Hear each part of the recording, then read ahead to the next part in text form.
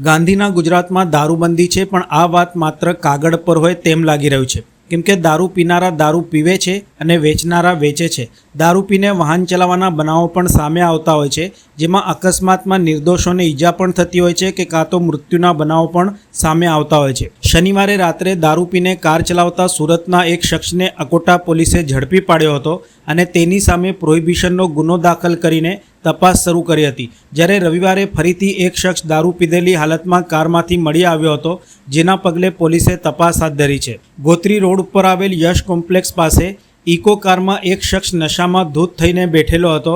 આ સમયે લોકટોળા એકત્ર થઈ ગયા હતા। આ દરમિયાન એક મહિલાએ આવીને આ શખ્સને ઇકો કારમાંથી ખેંચીને બહાર કાઢ્યો હતો। ત્યારબાદ આ શખ્સ રોડ ઉપર સૂઈ ગયો હતો। આ સમયે મહિલાએ કહ્યું હતું કે કશું થયું નથી, તે પીધેલો છે।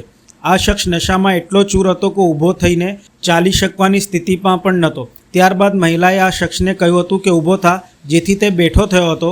આ સમયે મહિલાએ તેને 5 થપ્પડ મારી દીધી હતી।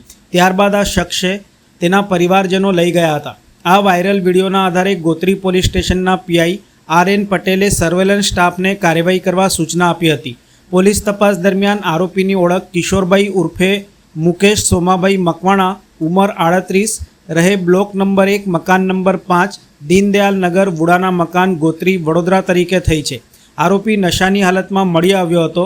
તેની સામે ગોત્રી પોલીસ સ્ટેશનમાં પ્રોહિબિશનનો ગુનો નોંધીને કાર્યવાહી હાથ ધરવામાં આવી છે।